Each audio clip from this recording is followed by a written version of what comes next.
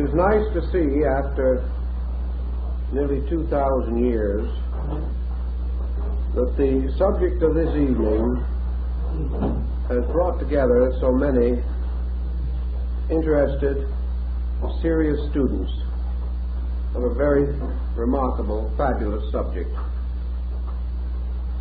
The greatest of the books of Hermes is that which is called today the Divine Pymander.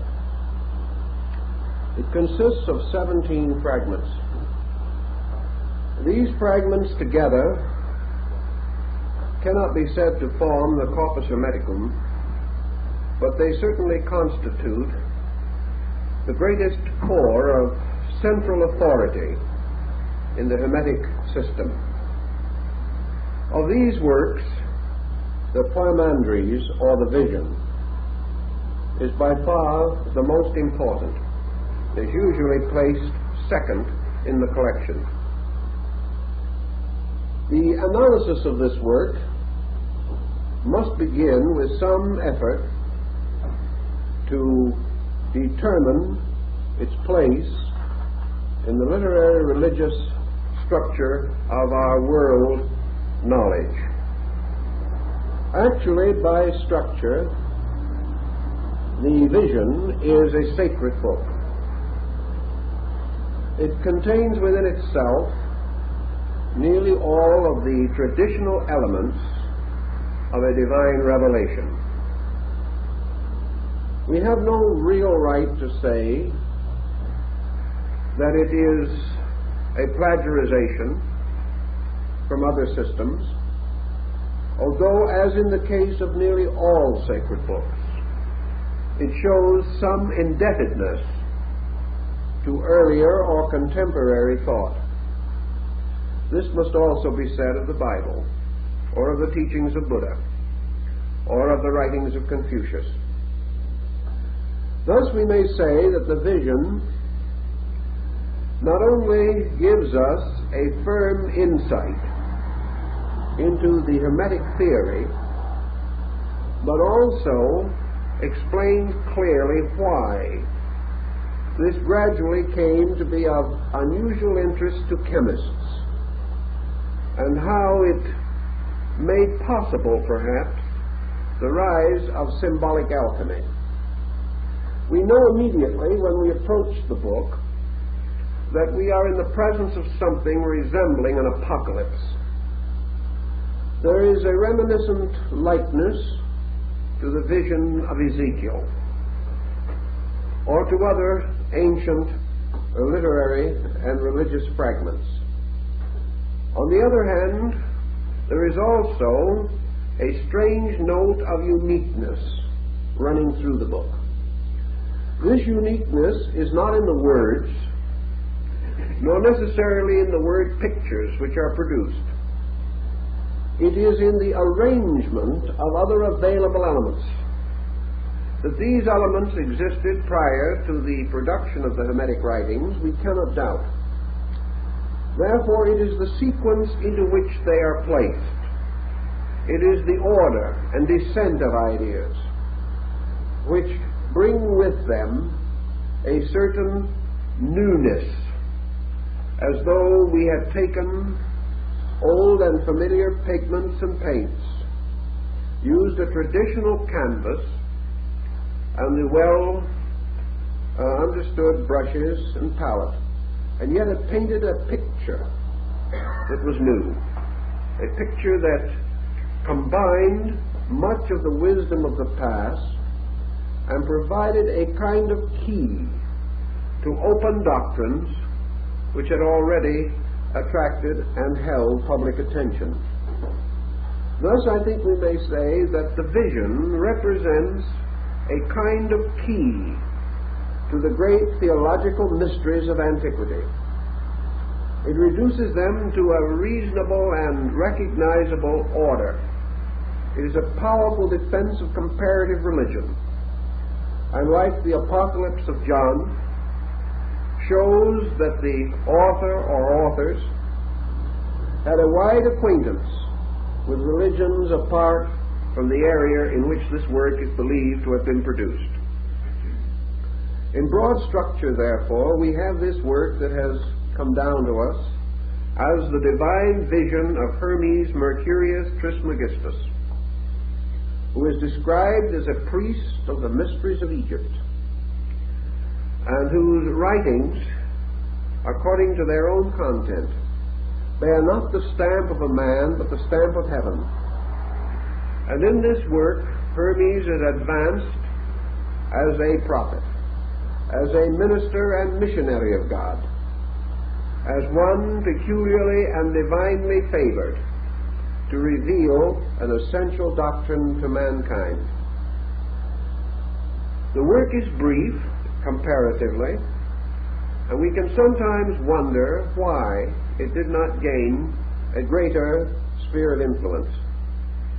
In many respects, it has a drama missing in other sacred books. It certainly has a wonderful symbolism which could inspire the minds of many persons to the contemplation of mysteries. Yet through it all, there runs a thread of intellectualism, so broad in its scope, so deep in its implication, that in all probabilities it decreed or destined that the work should have a minority audience, that it could only be understandable by certain types of persons. While it was a wonderful picture story, it was only for a certain kind of minds. These minds were not sufficient in number to integrate around this work the kind of religion or the kind of a common descent of beliefs which we find with simpler, more obvious revelations. The work also brings into focus a number of concepts with which we are becoming increasingly familiar today. One of these is an extension and application of the Platonic concept of archetypes. The term archetype actually occurs in the vision. Therefore, there is a link between it and the psychological concept of archetypes which we have today. Also, like Buddhism, and to a measure like Taoism, the vision strongly emphasizes the psychological quality in human nature. It deals with mind, it deals with reason, and it deals with the pitfalls into which the mind may lead, and the method of rescuing the individual from the disturbing influences of his own thoughts. Thus, the work may be regarded in modern terms as psychological, and it presents religion as a psychological mystery. It presents theology not in its traditional or conventional form, but more as a philosophy. And we must assume from the collected product of the Hermetic group that the work was that of a philosophic religious body, in which perhaps philosophy took predominance, but in turn became the instrument for the clarification of spiritual principles. There is much subtle wording in the vision also, wording which has to be rather carefully examined. It is quite probable that for 15 or 1800 years, from the decline of Greco-Egyptian culture to the rise of modern humanism, that these subtle inferences would have but slight impact on the public mind. There was very little ability to equate them, to find in them familiar responses through the long dark ages which we call the medieval world. Now, however, we have restored much of the learning which would enable us to give this great dialogue, which it essentially is, its place in our modern world of thought. We come across two or three important points which call for, well, a certain divergence from our principal theme or stream. So we will have to be prepared to reach out into comparative religion just a little in order to clarify the issue. The story takes, as in the case of the vision of Ezekiel or in the Apocalypse of John, the general pattern of the recounting of a mystical experience which occurred to the principal person, in this case Hermes. There is nothing whatever within the visions, as it is called, which would give us any clue to the historical orientation of Hermes or his character and personality. There is no description of him. He simply appears as a person passing through an extraordinary internal revelation. And having received the instruction, achieving to a dedication by means of which he went forth to share it with all who would listen. Thus, the Hermes of the vision is a person without crystallized personality. He is an archetypal kind of person. Perhaps he represents all truth seekers, or the truth seeker.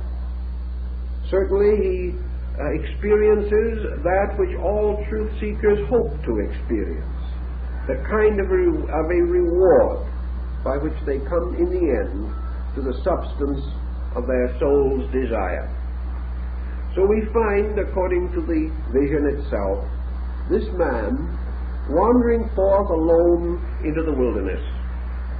He comes to a distant place, a place apparently barren and forlorn, but one apart from the ordinary habitations of men. Here he seats himself and begins the quiet internal meditation upon the mystery of truth.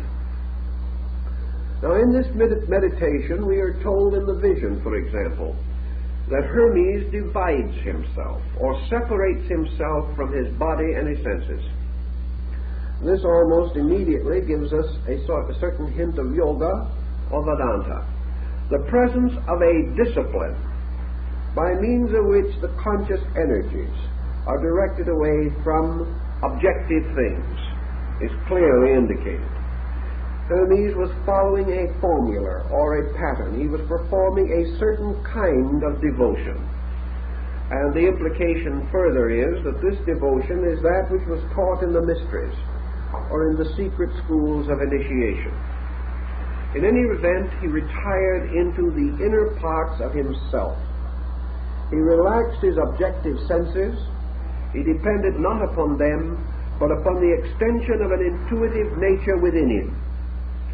And as he internalized, separating himself totally from all the concerns of this world, departing not only into the wilderness of a desert place, but into the inner wilderness of his own life, apart from all things, he suddenly beheld the universe open around him. It seemed to break, burst, unfold with incredible rapidity. And he beheld, filling the universe, filling space, a strange monster. This monster was a great winged dragon, which writhed and turned and twisted in the air. And when we come to this, we come to our first exploration of comparative religion. Well, the description of this dragon is almost identical with the description given by Confucius of the mind of Lao Tzu. It was this strange, incredible power monster. Something like the Chinese dragon, particularly the imperial five-clawed symbol of heaven. To the Chinese, the dragon was the symbol of universal energy. It was the symbol of life per se. It was the symbol of all power and of God as power.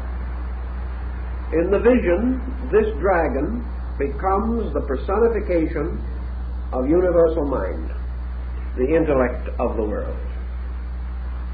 It is a creature of vast strength and mysterious appearance, both inviting and menacing, and, as the vision tells us, utterly unfamiliar to the normal senses or to the expectancies of man's outward perceptions. Hermes, beholding the dragon, is terrified. But there is nothing whatever in the vision to indicate that this dragon was a monster of evil. It was not. It was the dragon of the mysteries. It was the winged serpent of the ancient Egyptian hieroglyphs. It was the combined symbol of life, light, consciousness, motion, and mind. It was all these qualities and powers as one eternal writhing thing. In the Chinese philosophy, the dragon is a most sacred and important symbol, inasmuch as it represents an animal that feeds from the sky. It derives no nutrition from the earth. It does not place its feet upon the earth. Its abode is space. It sleeps upon clouds. It never approaches man, and those who would discover it must journey to the most difficult and inaccessible areas. Yet this dragon in China is also the guardian of the pearl of great price. It is the guardian of the mysterious golden ball of light. It is even to some degree the devourer of the sun. And among the Chinese, of course, it was also the particular emblem of absolute sovereignty and royalty. Now, Hermes, beholding this dragon, gives us symbolically, almost in the form of pictures, a story that we must also give some consideration to. It tells us that the nature of true mind is unknown to man. That what we call the mind is not the mind. That this thing that is really the mind is as incredible as the dragon. That it is utterly beyond our experience. And he tells us in one of the fragments that the mind that we know is not the mind. That what we call the source of thought is simply an aggregate of physical faculties and powers within us. That what we call the thinker is not the thinker. What we call reason is not the reason with a capital R. What we call the God concept is not the true God concept.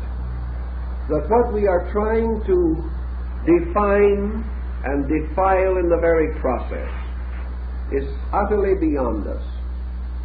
An incredible thing that in its first impact terrifies and brings us to our knees, beseeching it to conceal something of its radiance from us, because it is beyond our knowledge and beyond our power to endure. Thus, we have in the vision the immediate clarification of this thing which Hermes is later to refer to as reason. That this is not the reason of the bookman. This is not the reason of scholarship.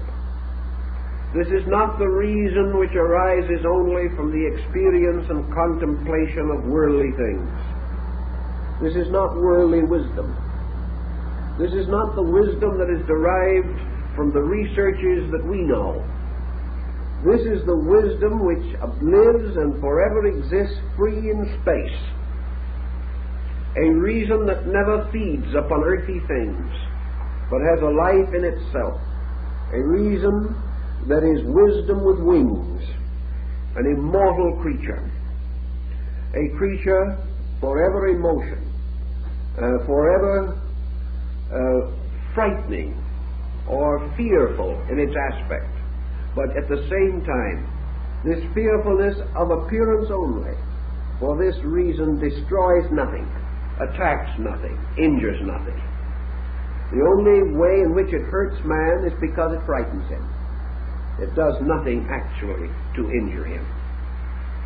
Hermes, however, fearful of the tremendous impact of this mind in the form of the great dragon, beseeches reason to present itself to him in some more familiar or more simple form.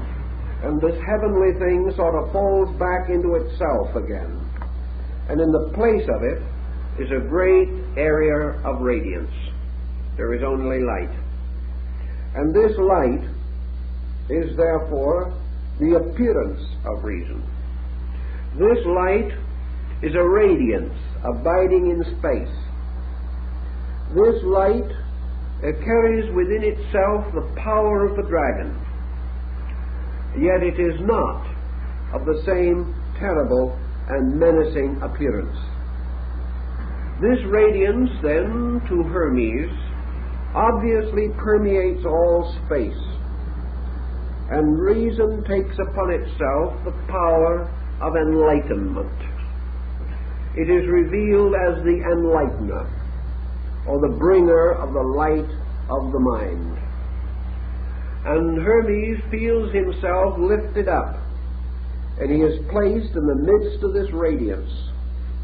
And he stands there, supported only by space and the light, having a foundation in everlastingness, because he is in the substance of light itself. And from this substance there can be no falling, and there can be no injury, and there can be no lack of anything. And yet, because Hermes has asked for wisdom, and asked to know the mystery of the great reason, which is the master of the great mystery of the world, he beholds something else, made possible to him out of the power of the divine mind. And this thing that happens to him is that gradually he perceives something. He does not know what it is exactly. It seems like dark curtains, or mysterious streamers of mist, or a strange obscuration that flows down from above, as though it were water putting out fire.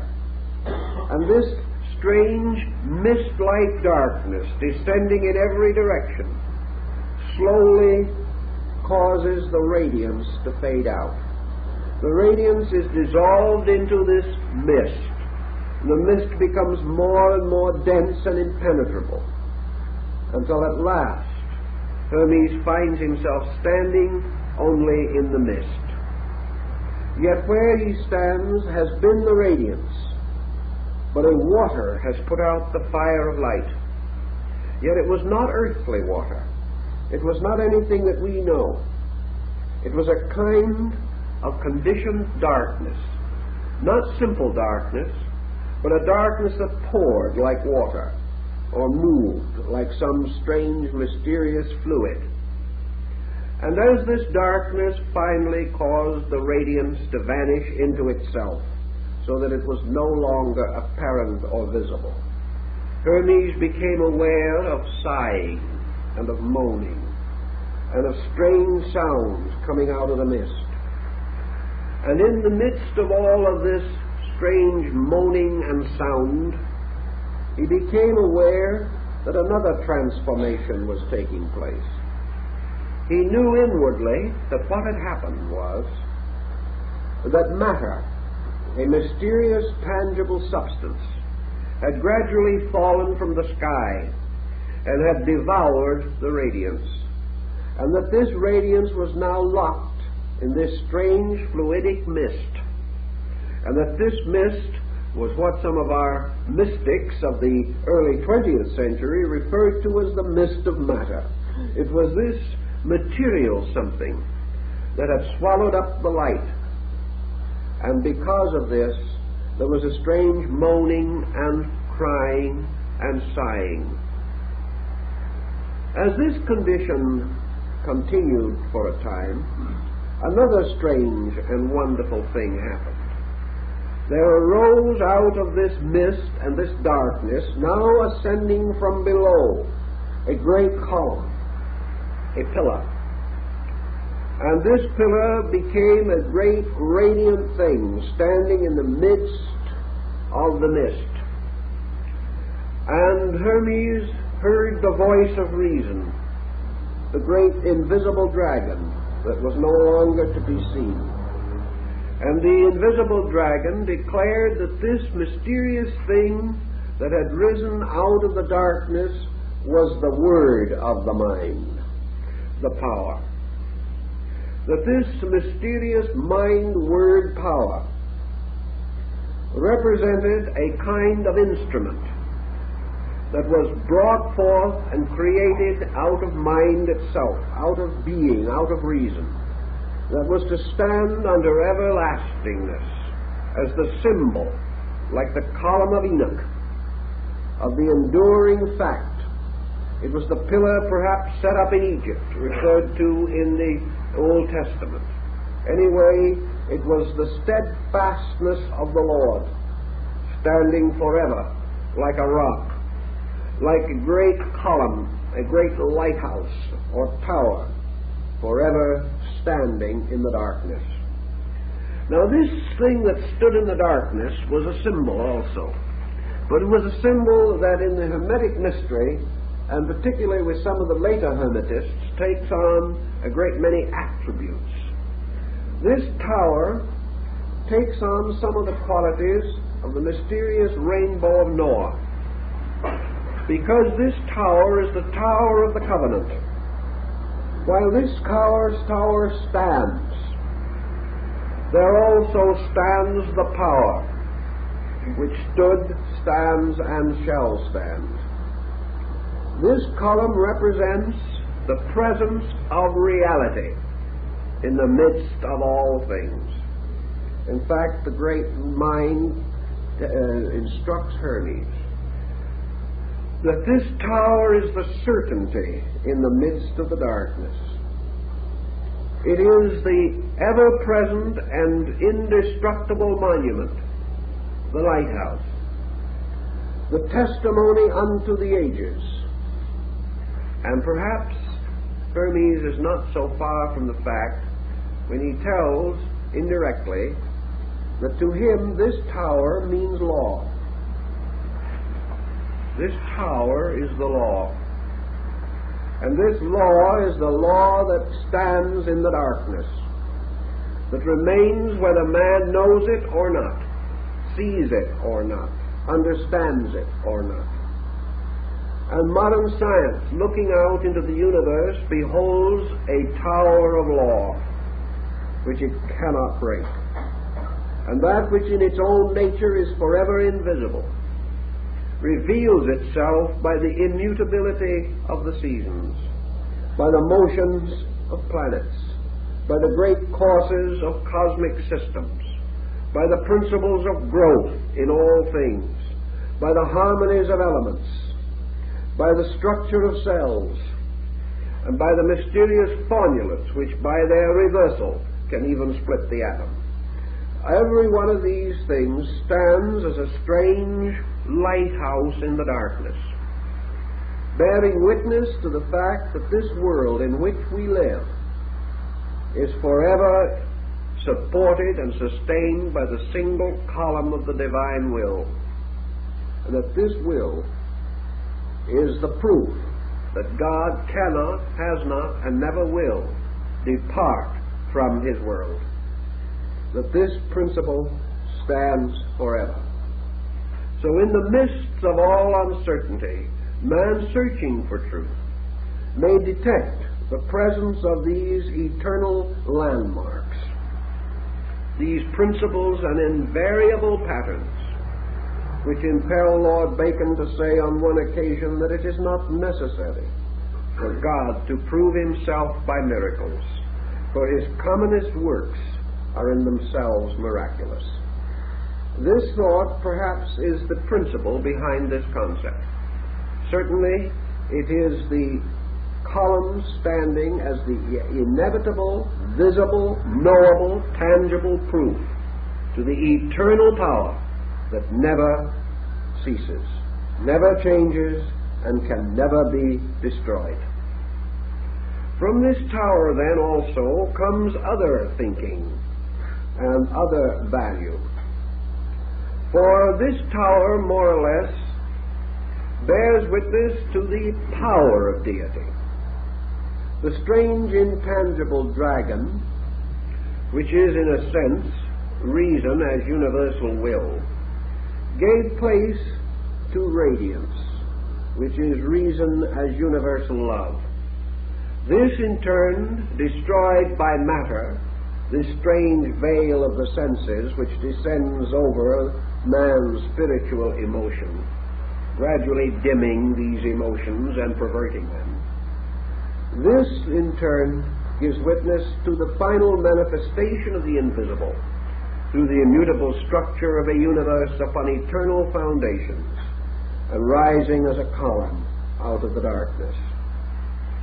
Now the great reasoning power of things then further explains that Hermes has beheld the descent of the eternal into the darkness of illusion.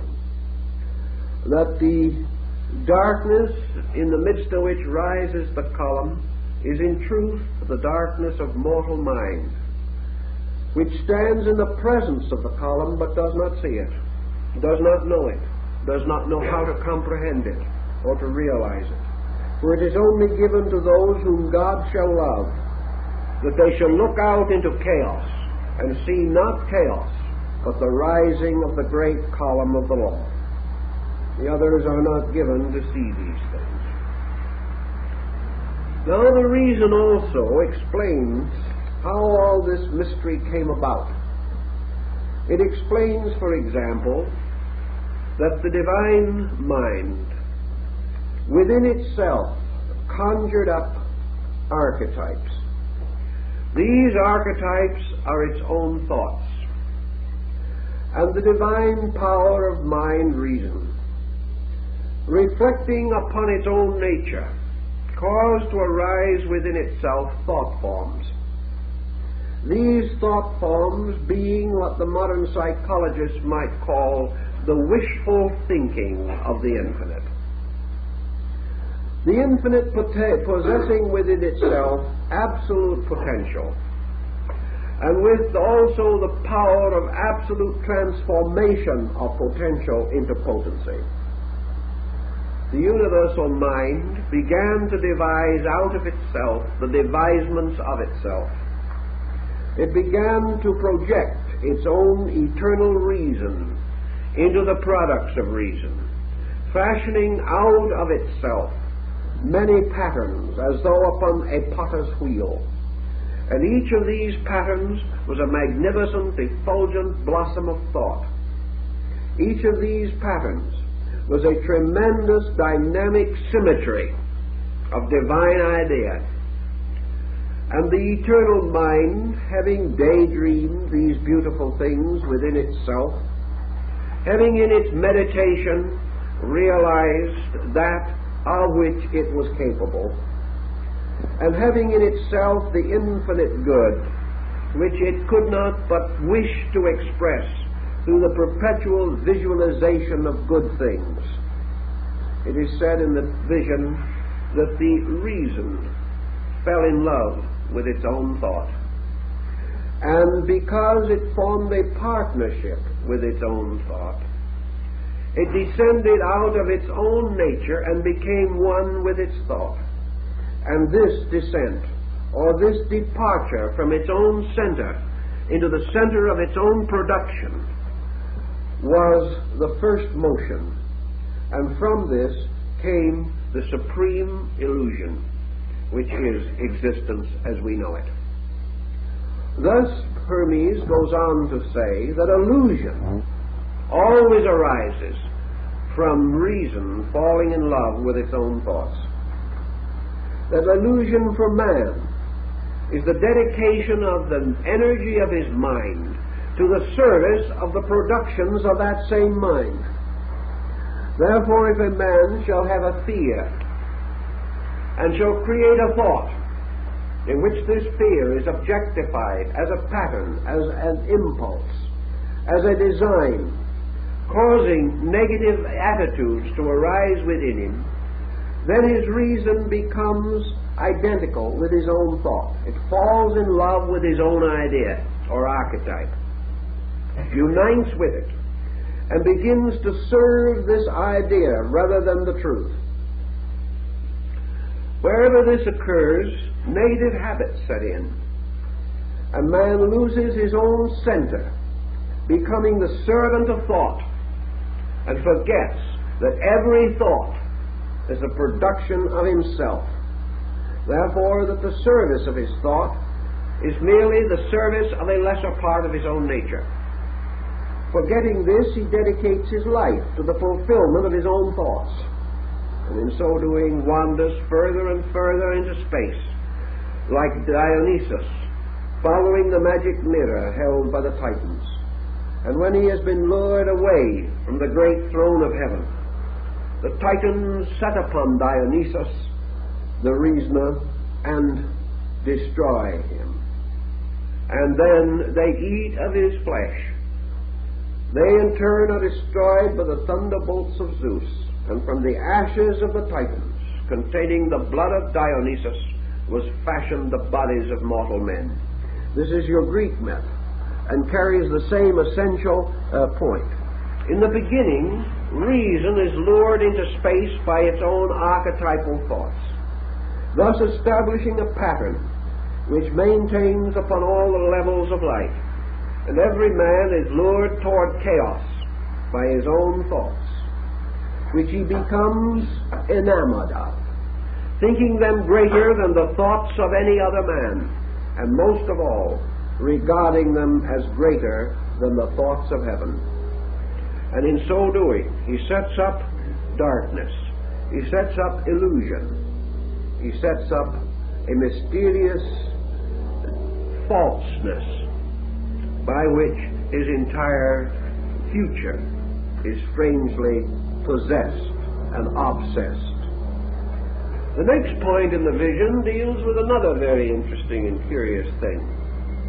Having fashioned out of its own nature this mysterious symbol of the word mind, the great power takes the word and uses it as a kind of hammer, so that like the mysterious hammer of the Nordic deity Thor or Thor, this hammer is used to beat out space, to carve or cut great holes in space. And we are again reminded of the Chinese, because Panku, the symbol of the divine mind personified, is given a hammer and a chisel, and is given the power to carve out holes in space. And these holes become suns and planets and worlds. And here's an interesting point that Hermes makes, namely that these are not bodies in space, but holes in space. And that what we call the solidness of a physical thing is actually a solid within a density. And the density is the true solid. Therefore, matter is not a solid in space, but a deprivation or a hole.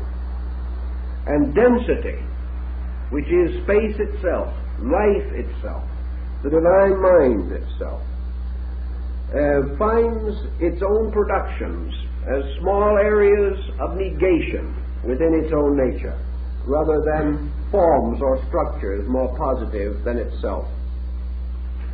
The word or the mind moving upon the great deep, upon this strange mist of matter, causes something that Hermes in the vision describes as striving. Therefore, here we have an alchemical principle of motion releasing fire. We have motion as friction. And out of the motion of the will in the form of the hammer, or in the form of the active agent, we find there emerging out of space the 7 children of friction, called by Hermes the sons of striving. And these are the 7 deities, or the 7 planetary gods. And together these gods constitute what Hermes calls the second mind. Therefore there is the first mind, or the reason, which is the dragon. And there is the second mind, which is composed of the 7 governors, or the 7 cosmocrators, the objective forces of creation. These 7 governors form the demiurgus, or the second type of deity, the secondary god. And to such orders of deities would belong Zeus in the Greek order, or Jupiter in the Latin. These deities are the objectifications, the coming forth out of the darkness of cause into the great world of effects. Universal reason, the first mind, therefore operates through the second mind, which is the orderly sequence of creative bodies and worlds. And these 7 governors have their power from the great reason, which is the dragon. But they disseminate this power from themselves into the world, calling forth out of the darkness the shadowy substance of creation. These are indeed the spirits that move upon the face of the waters. These are the Elohim of Genesis. These are the Ammonian artificers of Egypt. These are the sacred vowels from whose combinations are formed the names of God. These 7 then become the carriers of the Word. They are the disseminators. They are the diffusers and the distributors. And they sit upon their ancient thrones, or drive their chariots around the golden altar of the sun. We have therefore now the concept of the emergence of a universe, of a solar system, or of a power. Now, in the midst of these procedures, Hermes beholds something still further. He beholds, rising out of the deepness and darkness of things, Anthropos, the divine man. Anthropos seems to stand in the midst of all things. He appears to stand as an isolated and lonely creation. As Goethe says, twixt heaven and earth dominion wielding. This is the mysterious, primordial, archetypal, universal man. This is the total man. This mysterious great man of the Zohar, who stands with his head in the heavens, one foot upon the earth and the other upon the oceans. This is the great macrocosmic man. And this man, in the Hermetic doctrine, is the one and only begotten Son of the Father. And this is the man that stands forth as Anthropos, the man which is the son of the mind, the son of reason, in whose nature have been gathered all of the celestial elements. For this man is the final and most perfect of the archetypal projections of the mind of the Creator. This man, therefore, is that being made and fashioned in the image of the reason of God. Now, we said that this man, that we mentioned in a previous lecture, efforts have been made to parallel this man with the Christ of Christianity as the only begotten, and also, strangely, as the celestial Adam. This power, which is also found in the writings of Bami and is symbolized by an upright, light letter A, even as the relapsed Adam is represented by a black letter A. This celestial man, however, is not truly a Christian figure. This does not mean that it is opposed to Christianity. But it cannot be said that this archetypal man of Hermes is simply patterned upon the Christ concept. Nor could it be safely said that the Christ concept could have been patterned upon this. It stands apart. For this man, fashioned by the Father, is truly the Redeemer of the world. It is truly the creature that was made to be proprietor over all things. It was this creature that was given the right to be a citizen in space, to wander from star to star, to gather experience in the great meadows of the constellations. This great man, this mysterious, shadowy archetype, was a perfect, magnificent, heroic creature, almost in itself a god, yet a product of a god. And into this archetype, all of the essentials and essences of the divine nature were united, so that truly it was the noblest work of the Creator, and was really a kind of projection of himself. There may be a parallel to this in the idea of Osiris being reborn in his own son Horus.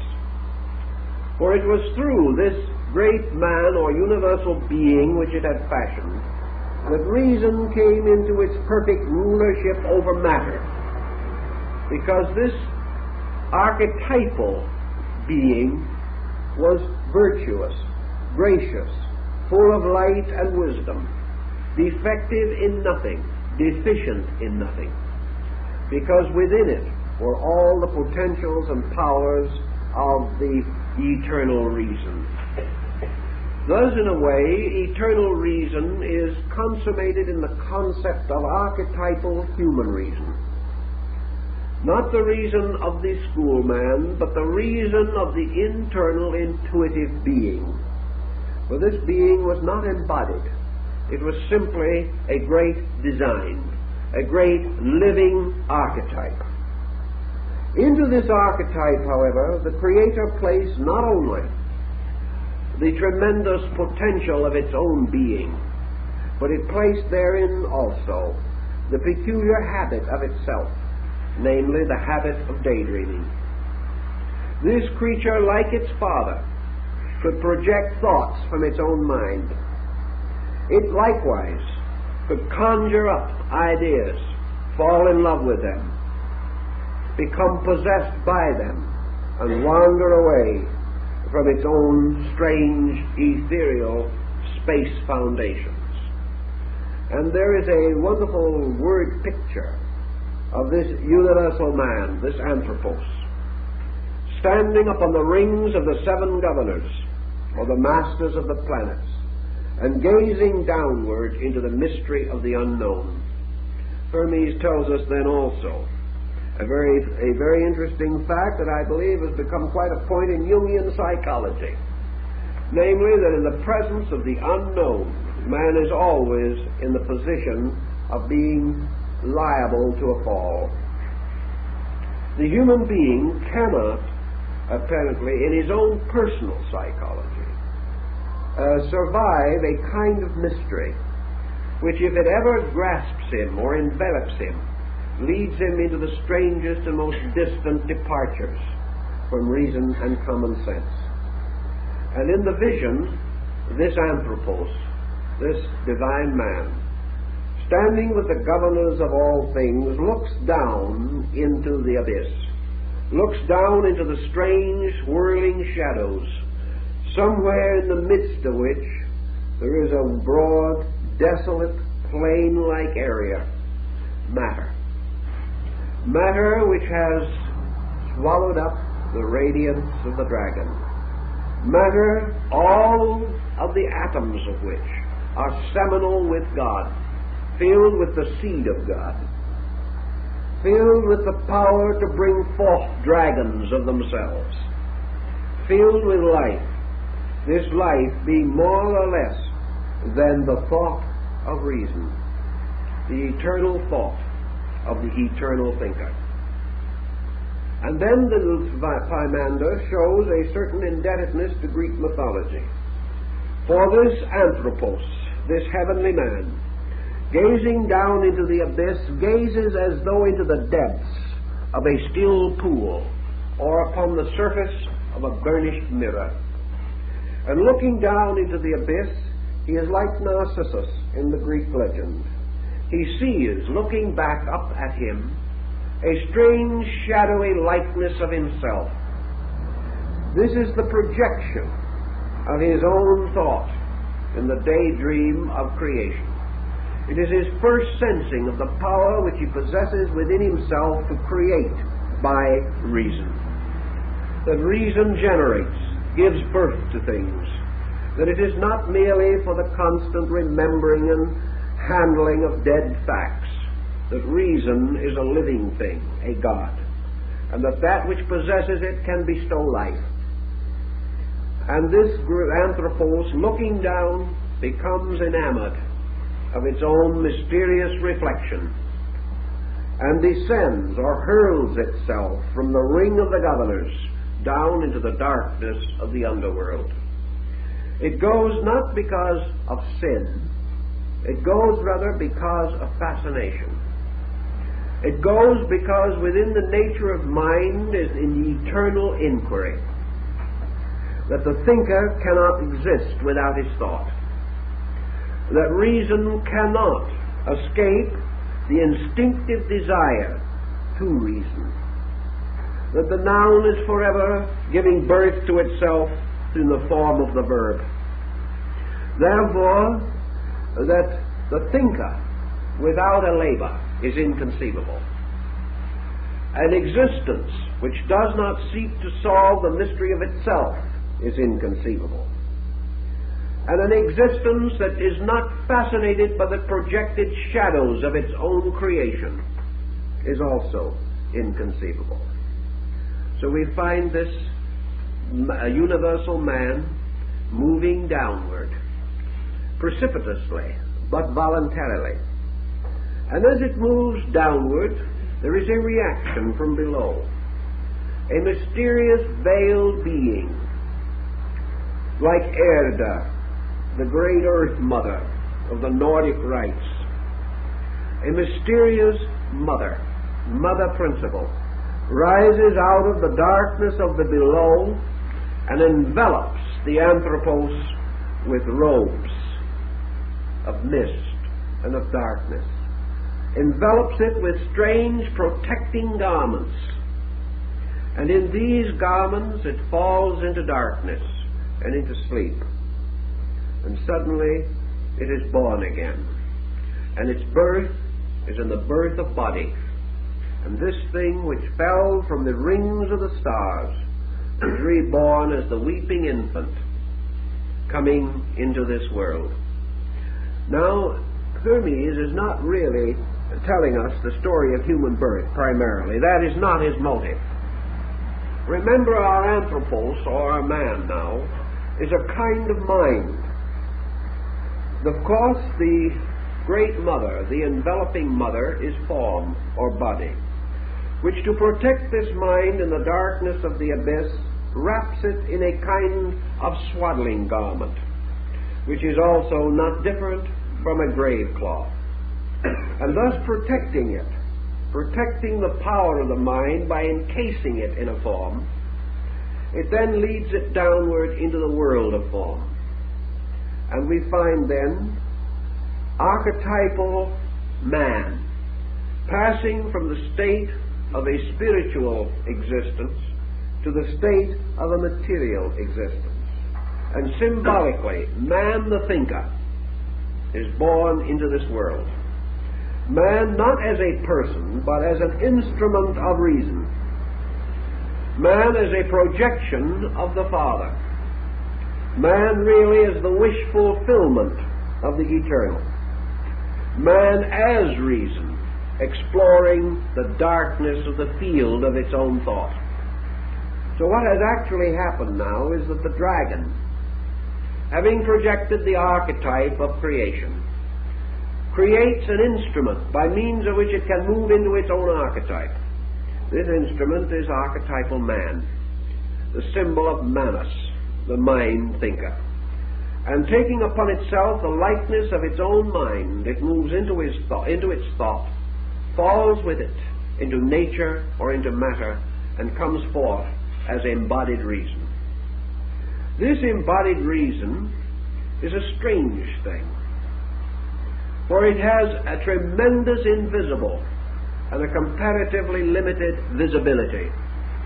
This creature, wrapped in cloths and robes, is almost incapable of motion. It has lost all memory, as in the famous Gnostic hymn of the Robe of Glory. It has lost all memory of its own origin. It has, however, come into existence with a spark, and this spark is the seed of reason.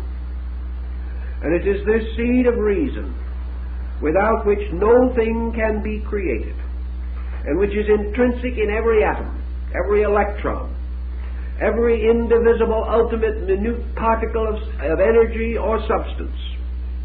Every one of these contains the seminal reason of the infinite, contains the seed of eternal truth.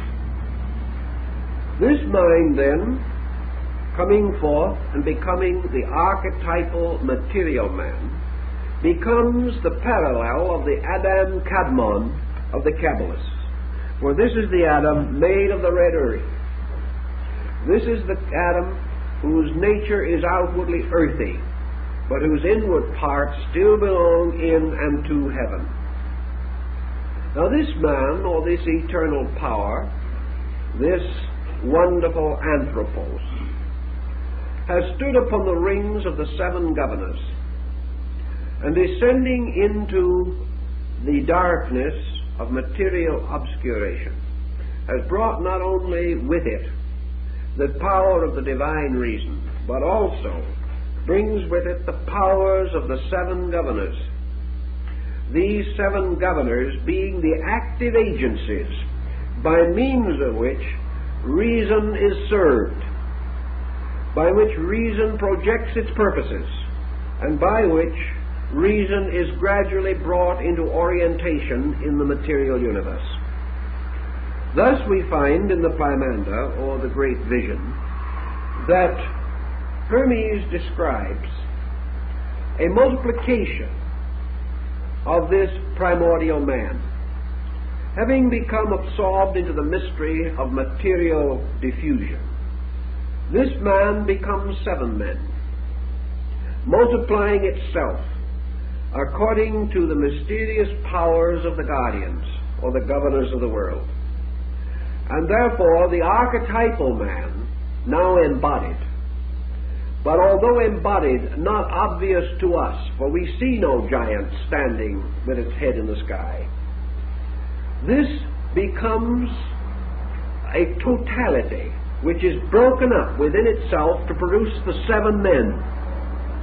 Now it is pretty obvious that Hermes is now telling us the story of the archetypal man, by which we shall say humanity, the totality, humanity as one. Later, by the action of the differentiation of the seven governors, we find the one man as humanity, a reversal of position. So out of the one man come the seven androgynous male-female beings, and these, in the Hermetic tradition, represent the seven races. They are the seven differentiations by means of which humanity can be variously distinguished into levels. And each of the races, therefore, is an embodiment of the power of one of the seven guardians sitting upon the circle of the stars, and the infinite progression of things.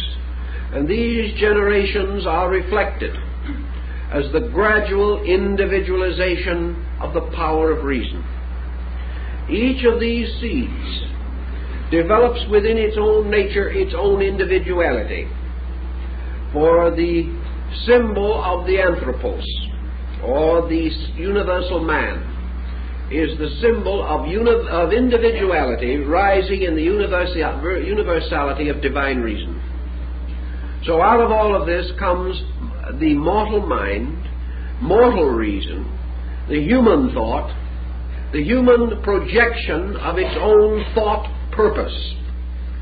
And the result of all of this combines to produce individuality. And the final statement of individuality, I, or selfness.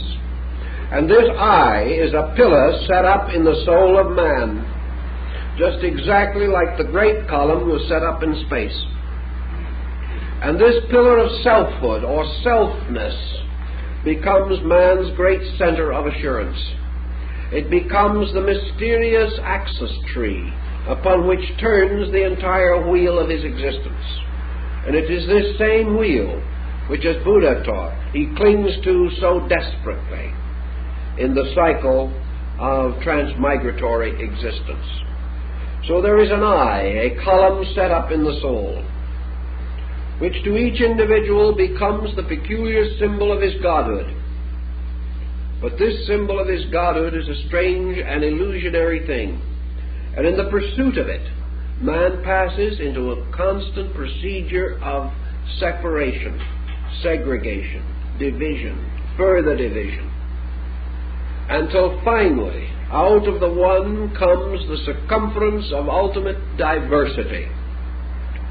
And while the eyes shine like little stars, matter becomes an incredible area of selfnesses. And these form a new kind of matter, which is interesting and curious in itself. For just as the earth is made up of an infinite number of small material particles, so what we call culture, civilization, the vast area of human project, is composed of a kind of substance made up of an infinite number of selfnesses grouped together to form structures. These structures we may call economic, political, religious, artistic. They become schools and sects and creeds. They become doctrines and arts and sciences, forming like bodies and are composed of infinite units, compounds, each one of which must ultimately be dissolved. Thus all mental and emotional forms, cultural forms and concepts are temporary kinds of bodies composed of the voluntary cooperation of selves, of selfhoods, that stay as long as they wish to stay, or endure as long as they can endure, and then depart. So we have another interesting level, namely that self, iota, the ego, is the column set up in the midst of our own natures, by which we seem to see or feel the presence of a tremendous and enduring power. But this power is purely symbolical. Hermes then beseeches the great mind, reason, which is the eternal dragon, to reveal to him something more. He has now learned of how Leviathan, this dragon, gathering unto itself a third of the stars of the heavens, carried them forth into the abyss. We have, again, a biblical parallel. Now, according to Hermes, comes the greater mystery of it all. How this infinite number of separate I-nesses shall finally be reconciled. How from the base metals and substances of nature, the infinite mind shall be rescued and restored and revived. And reason explains to Hermes that all these forms and bodies set up in nature are merely the instruments of its own purpose, and that its purpose is the complete and full discovery of its own unity. Man, in order to experience that which is good, must have certain need, must have desire, and must be capable of the archetypal thought of good. It must have the ultimate archetype of unity in order to experience its own eternal unity. That which is undivided knows not its own unity unless it passes through the experience of apparent diversity and discovers itself. Thus reason, through this vast pageantry and circuit of things, is forever concerned with its ultimate goal, self-discovery. That from the exploration of the not-self, it shall be restored to the equilibrium of the self-knowing. And the great mind, or reason, tells Hermes that the course of this is a vast cycle of which the death of man is a miniature representation or replica. And the reason says to Hermes that man is separate from truth because of the various deflections which affect its minds, which affect its attitudes, and particularly divide it from others of its own kind. The formula for regeneration as set forth in the vision is almost completely Buddhistic. But it is not certain that it was brought from India, although it is possible that it could have been, because the doctrine of Buddhism had been well established in Asia for 450 years before the probable date of the compilation of the Pymander. In any event, this pattern, perhaps supported by the Babylonian account of the adventure of Ishtar at the seven gates, certainly gives us a clue to what we want. The soul passing out of the body at death, therefore proceeds toward the goal of liberation. What is death to the body is achieved by a certain disenchantment of the mind. Thus, as body must die to release its occupant, so illusion must die in order that the truth content in reason may rise victorious over error. Here again is a strong psychological position. And in this sense, death thus becomes disenchantment, the reason escaping from the wiles of the senses and from the pressures of material situation. We have something a little reminiscent also of the Parzival legend and the young prince and his experiences in the enchanted garden of Klingsor, the black magician. This disenchantment, like in the story of Mohammed's night journey to heaven, consists of the reason ascending through the 7 orbits of the planets, ascending through the 7 gates of the governors of the world, and voluntarily returning to each of the governors the conditioning qualities which that governor has bestowed. In other words, man fell by taking on attributes and qualities. He rises by renouncing them. So we have a bit of astrology coming into this pattern, which is perfectly consistent with the times, for in those days astrology was as sound a science as physics is today. People regarded it with just as much appreciation and keenness of affection. So the disembodied being, the disenchanted one, who has wakened from the sleep of material life and has passed out of this world of matter into the sidereal world of the divine machinery, moves first upward through the gate of the moon. And there, as Hermes says, it relinquishes the power to increase and decrease. In other words, it ends the moods, or renounces its strange allegiances by which man has become servant of the moon, servant of change, servant of vacillation, servant of mood, servant of generation, servant of all these things which in their inconstancy hold up the mirror of illusion in which the being sees the distorted reflection of itself.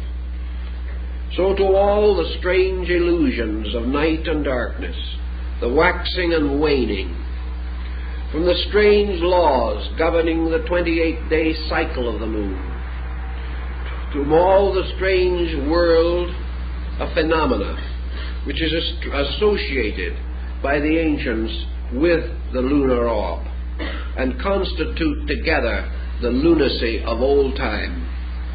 These are rejected, cast off, returned again to their custodian, where they shall be held to be used by others who need them. But now the soul is returning to its homeland, and having relieved itself from all of these mysterious bonds and bondages, the soul then ascends to the gate of Mercury. And here it returns to the guardian or the worker of the gate in its own way, those things which belong to the world of Mercury. And Hermes says that these include all manner of deceit, all manner of false thinking, all schemes, all plots and strategies, all brilliant intellections which have no substance in themselves, false knowledge, false learning, sophistication, that by which brilliance is mistaken for truth, and the light of sophistry is substituted for the light of reason. These things must return again. A man to pass through the gate and ascend must pay the fee of the gatekeeper. And at each gate, the gatekeeper demands its allotment from the nature of man, so that at each gate man loses something of his mortal or corporeal nature. And he ascends to the third gate. And here he must restore to Venus those things which are the peculiar province of this goddess. And most of that which he must restore is vanity. Vanity must cease. He must never again be moved by appearances and the outward semblances of things. He must not chase the will-o'-the-wisp of gratification or of idle fortune, nor must he in any way be deceived by the seemingness of anything. He must penetrate appearances, seeking for that beauty which is in the soul of things, and not indoctrinated only by those symmetries and graces of form which he has mistaken for the presence of reality. Having paid the keeper of this gate, he goes on and approaches the gate of the sun. And here, to this guardian, to this one of the seven governors, he must restore its substance, which is ambition. For here he must return to the gatekeeper all of those things which bear upon greatness, all desire to excel others, all comparative search for self-aggrandizement, to escape from the illusion of high office or the delusion of humility and humble station, to escape also from the temptation of possession and the great temptation of all, to use what we have to the detriment and destruction of those who have less. This must be left with the keeper of the gate of the sun, and then the soul proceeds onward to the gate of Mars. And here the gatekeeper also demands his fee, and to him must be returned all contention, all discord, all hate, all warlikeness, either of the mind or of the body. Here likewise there must be an arbitration of every conflict which can possibly affect adversely the spiritual destiny of the soul. To Mars, therefore, must be given back temper, anger. Even righteous indignation has no place. All things but gentleness must be renounced. And then to the gate of Jupiter the soul ascends. And here it must perhaps sacrifice more than in any other place in our way of thinking today. For here we must sacrifice judgment of others.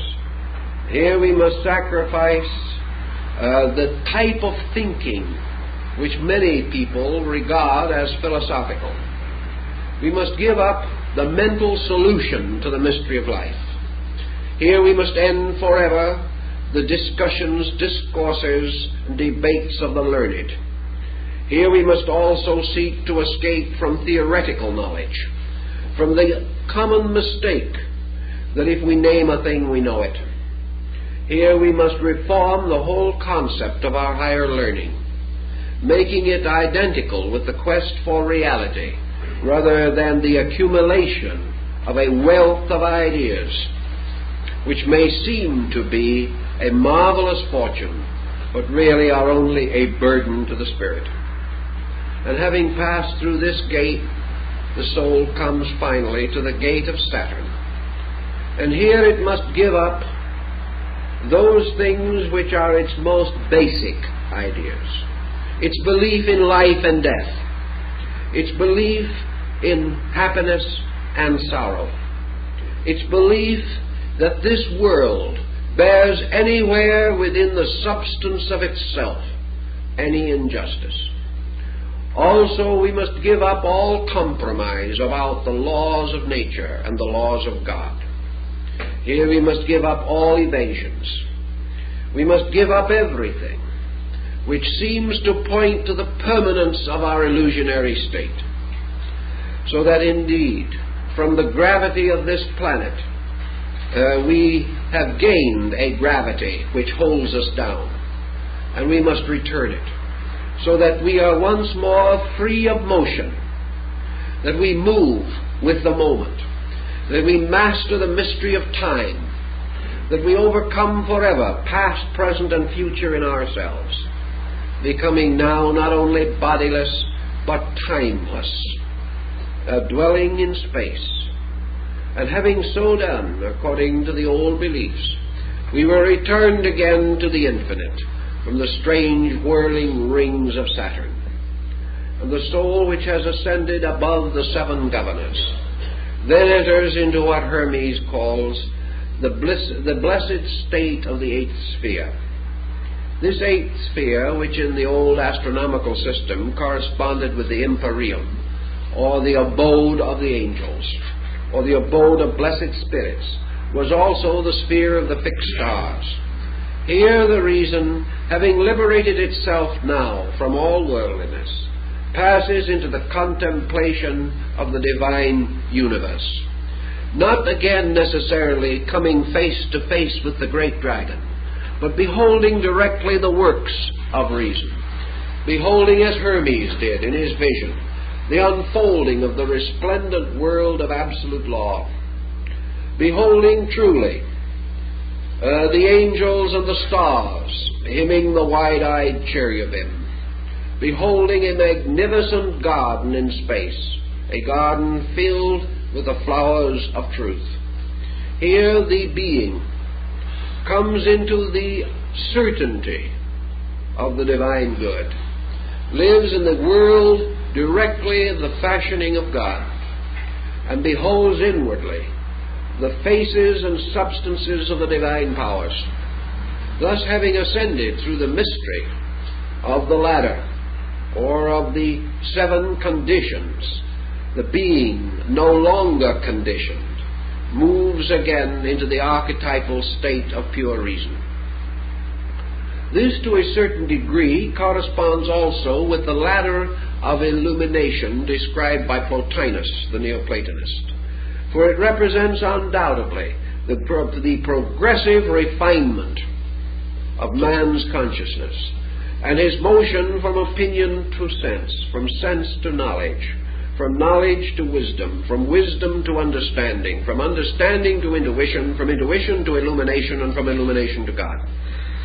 It is an ascending order, and this constitutes unquestionably the presence in the Hermetic doctrine of a distinct discipline, perhaps corresponding somewhat to the chakra system of Yoga and Vedanta, and again in the vision of the Apocalypse of John, these levels and layers through which the soul ascends are, of course, the seven churches which are in Asia.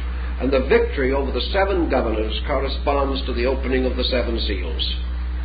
These analogies and parallels bring us again, finally, to the contemplation of released or illumined reason. Reason which, by virtue of itself, now reasons about but one subject, and that is deity. Not deity theologically, but deity as totality. Deity is the end of all learning, the summit of all sciences, the source and perfection of all arts. We no longer think of reason either as philosophical or as theological. It is now simply the total knowing of the total thing to be known. Hermes, having received this part of the revelation, brings to us another interesting situation for us to consider. He asks the great mind, the great reason, the dragon, something about the nature of the expectancies and hopes of mankind about all this. He knows, and perhaps has already been told, because the original sequence of the verses or sections of the vision is not really known. He anticipates, at least, that he is about to set forth upon the ministry of service, that he is to bring the message of the great dragon, that he is to become the instrument for reason, that truly it is not himself but the divine reason in him which is to speak. And he asks, naturally, to whom shall the reason speak, and who shall understand the reason? How shall this strange ministry be promulgated? And the dragon answers him very, very definitely, but of course, as always in these cases, a dogmatic way which is not clearly practical, at least not in its first presentation. First of all, the reason assures Hermes that the secret of the final liberation of all things is that the same reason which in its substance overshadows and permeates is also the same reason which in its fragments, divided and embodied, must accept the doctrine.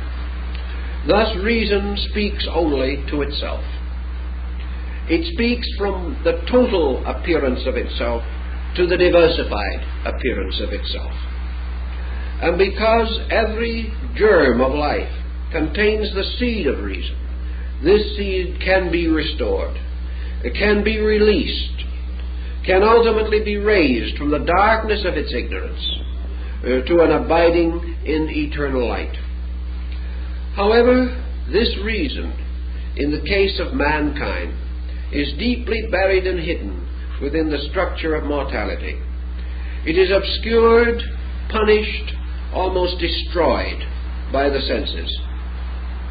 It has slight, if any, opportunity in the confusion of our outward living to achieve its proper and purposeful end. Therefore, the divine reason tells Hermes very simply that the course of procedure, much as in the biblical parable, is that Hermes shall go forth and sow the seeds of reason, that he shall bring the message, and the message shall fall upon fertile ground and upon sterile ground.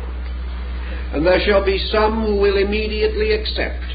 There are others who will ultimately accept. There are many who will not accept, for time or time and a half times. That there will be those who, understanding, will in various degrees of intensity rise from the darkness of their sleep and search for this reason which is the true substance of themselves. There are others again who will believe it but will not seek. There are some who will say, this is true, but it is not for me. There are others who will say, sometime, when things are different, I will search, but now I cannot.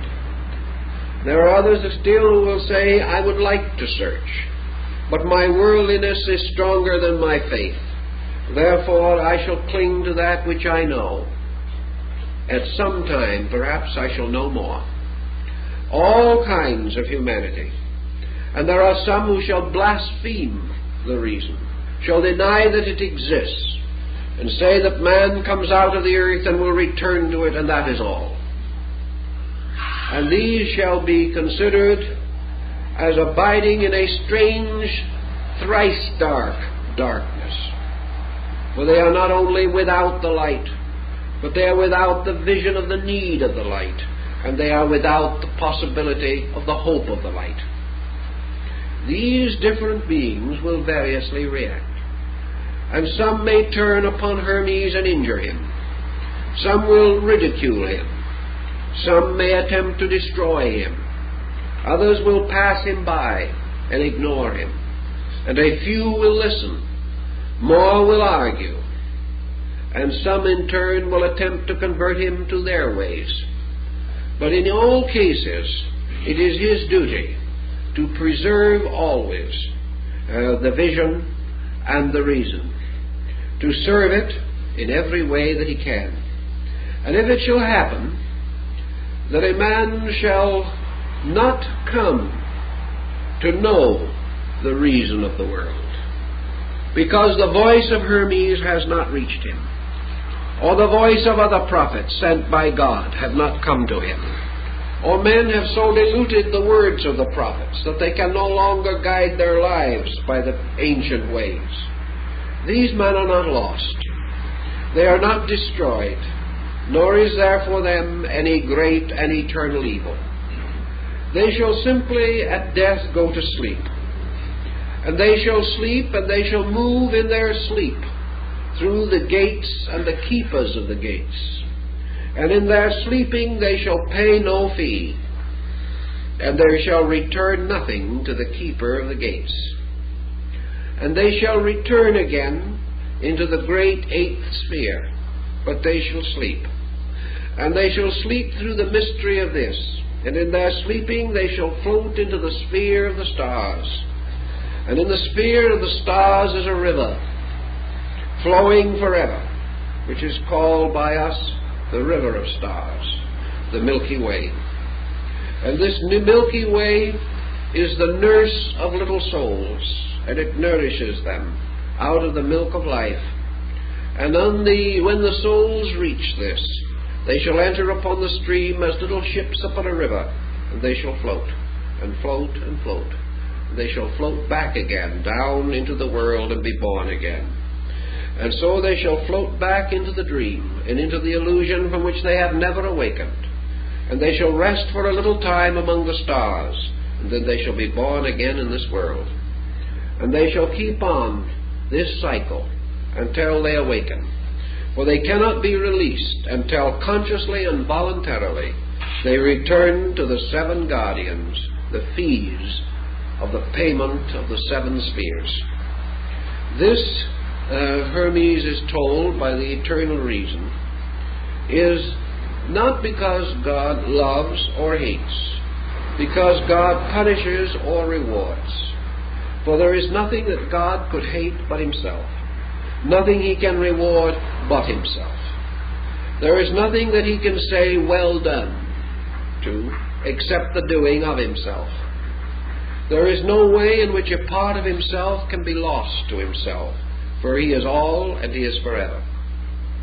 Therefore this great cycle goes on, not by fear, not by hate, not by punishment, nor by reward, but because it is under the mysterious axis which is called the spindle of necessity, upon which all things turn. And these are the roads and the ways and the machineries by means of which the divine power fulfills its own work.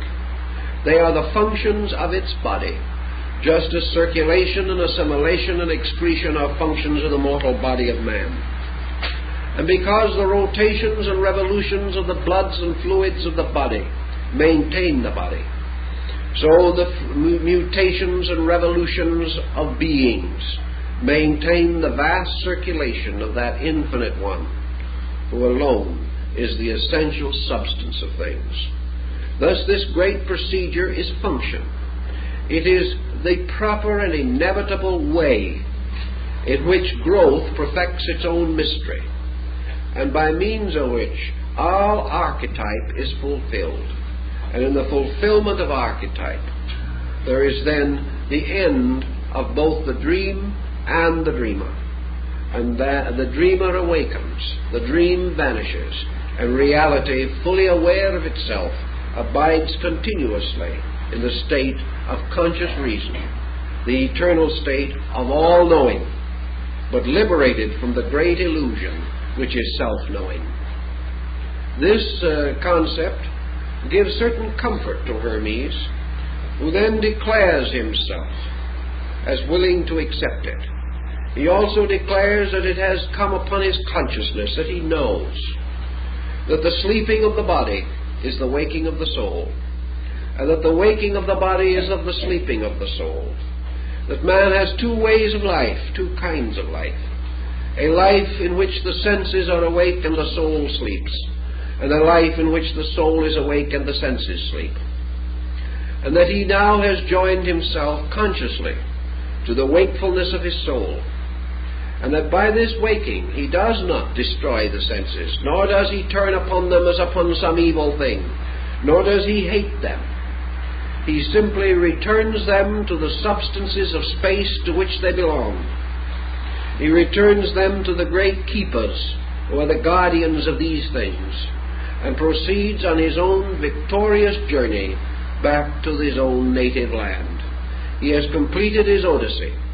He has fulfilled the terrible journey which began at the siege of Troy and ends when he reaches the land of his birth. Hermes, then, conceiving these things, meditates upon them, and he tries to give us a certain further insight as to the meaning of religion and of the place of reason in all things.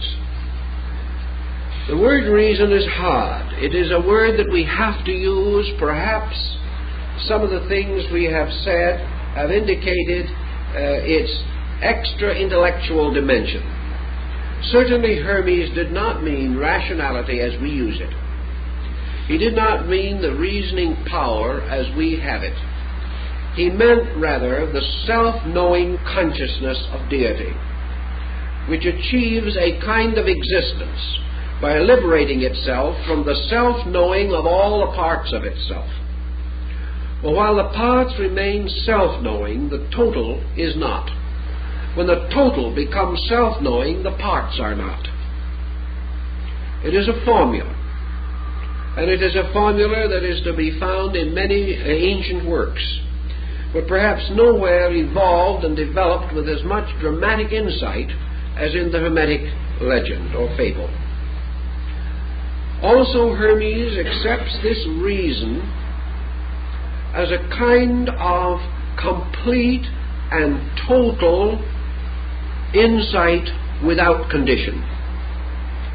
In other words, reason implies complete freedom from the pressure of sensory perception. It implies complete liberation from any false pressure of thought or emotion. Reason is the pure power of rational cognition. It is that which inevitably turns upon fact and moves into identity with truth. Reason is therefore a kind of undisturbed ability to approach the thing in its substance, and is utterly impossible so long as pressures of any kind, mental, emotional, or physical, color or influence cognition. Thus we have in the concept of this pure reason almost a Buddhistic idea. The sense of nirvana as we find it, the samadhi of the saint in Eastern mysticism, this condition of the total experience of reality without the recognition of self-existence, the drifting of the personality to sleep, in which in this moment, when the personality ceases, the universal part, the universality takes over, opens and rushes in upon man, perhaps even with the terrible aspect of the great dragon. Sometimes also in the subtle radiance with which that dragon later enveloped its power so that it was more easily cognizable by Hermes. But in this pure reason is pure knowing, the knowing of causes, the knowing of things not by their names but by their substances and natures. Pure reason is therefore the utter cognition of total existence, total life, total energy, total God. And this cognition, by its very nature, as Hermes himself realizes, moves the individual gradually from his own existence to something else. Hermes fully realized that this ultimate state of reason could not belong to man. This perfection of cognition, this total apperception and apprehension of all things, was no longer a human faculty. There could be only one all-knowing power. There could be only one reason behind all things reasonable. Therefore, man himself could not ever become totally perfect in this rational faculty. The only answer was that as man ascends and leaves his humanity behind, he leaves also behind the mysterious image of the redeeming man, the anthropos. For the anthropos represents man's awareness of his nearest proximity to reason or reality. Thus the anthropos represents the extreme of conscious learning, conscious wisdom, conscious understanding. It is the highest state in which a being can contemplate its own source. Therefore it stands above the circle of the worlds. It stands as the only begotten. It is selfhood, the only born of the selfless. Man, therefore, can attain, perhaps, to an heroic state, for the hero of the Greek is the anthropos of Hermes.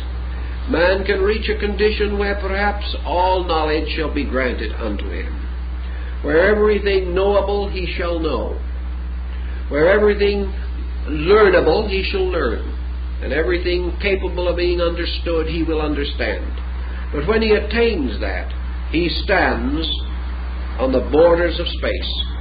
He stands gazing out upon the final expanse of actual participation, identification, by means of which all things observed and contemplated have their intervals removed. This man cannot achieve by his own reason. So Hermes, following the Eastern mystics, Buddha and others, realized that at the last step, human reason simply ceases, and something else goes on. And this thing that goes on is that which grew up through human reason, which became, so to say, the tutoring power. For as man brings forth his children and raises them to their maturity, man likewise within himself brings forth his reason, educates it, directs it, disciplines it, and brings it to its maturity. But when his child is mature, that child no longer belongs to him, but has a life of itself in time and eternity. He has been only the custodian, the guardian of something he could never own. This is Hermes' concept of reason. Namely, that this reason which man disciplines, tutors, and uses for so many diverse purposes was never his own, and can never be his own. By means of the cultivation of it, he gains certain joys, certain experiences, certain opportunities. But as he shares the companionship of his children in their growing years, only to have them leave him when they reach their own majority, so reason, having attained its majority, leaves man and goes back to God. It carries with it that part of man which is by a strange spiritual heredity associated with reason.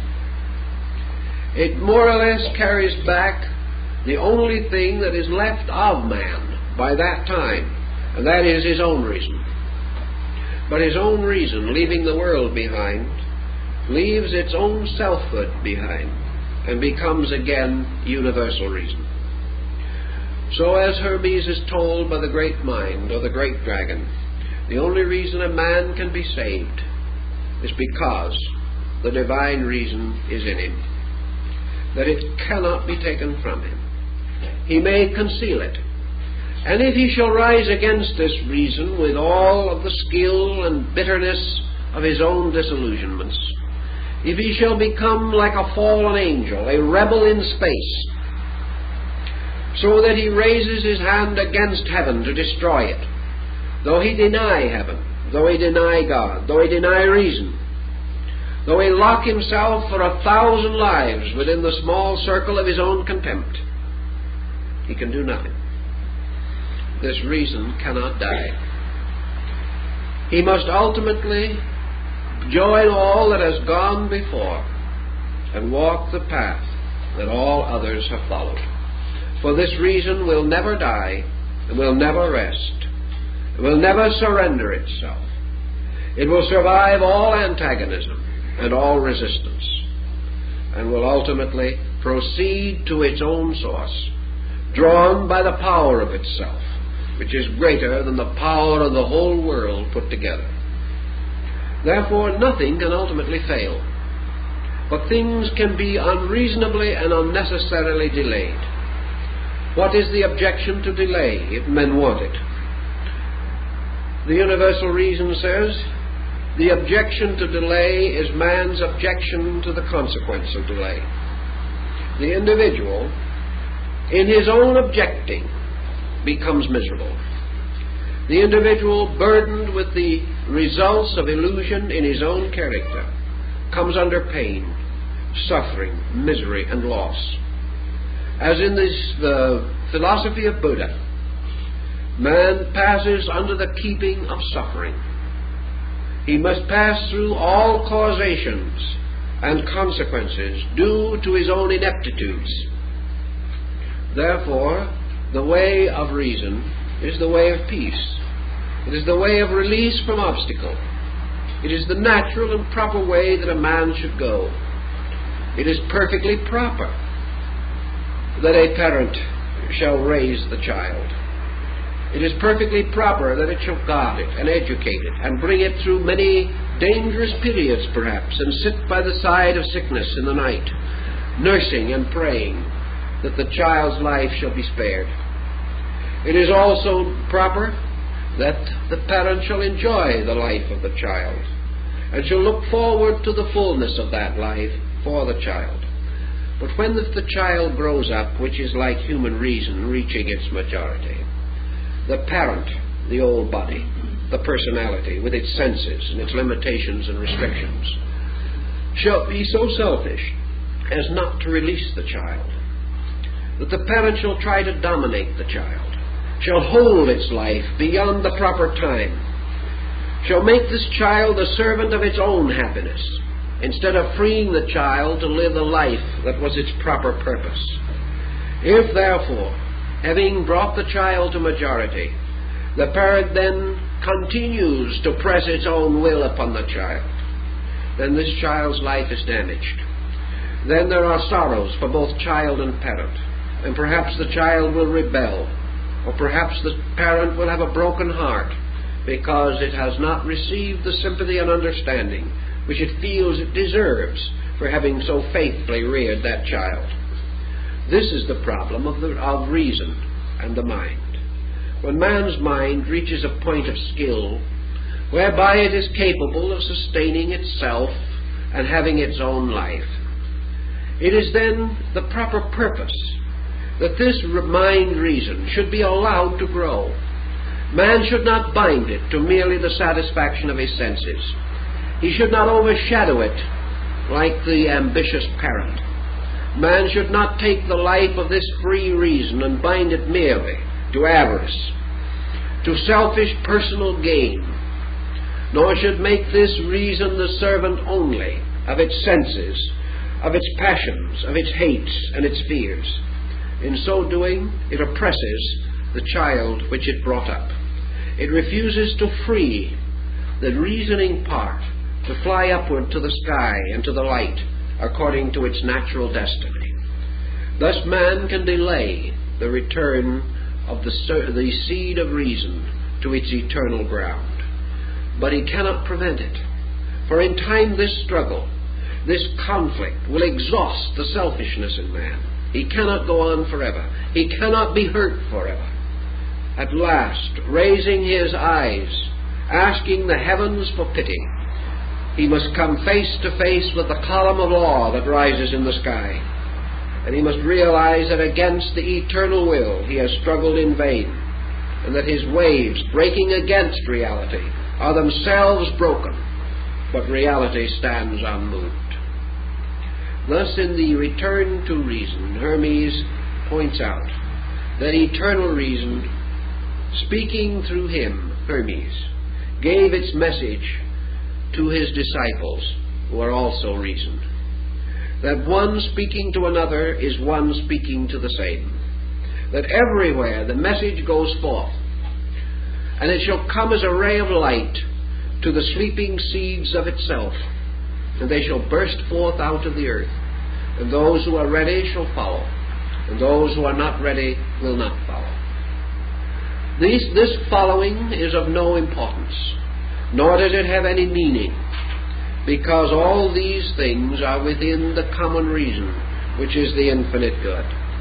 No man should be surprised by the conduct of another, because reason embraces all conduct and understands it, and knows why it is as it is. So those who accept the teachings of the shepherd are not different from those who reject, but those who have accepted have shortened the sorrow of their own journey and have found their way back.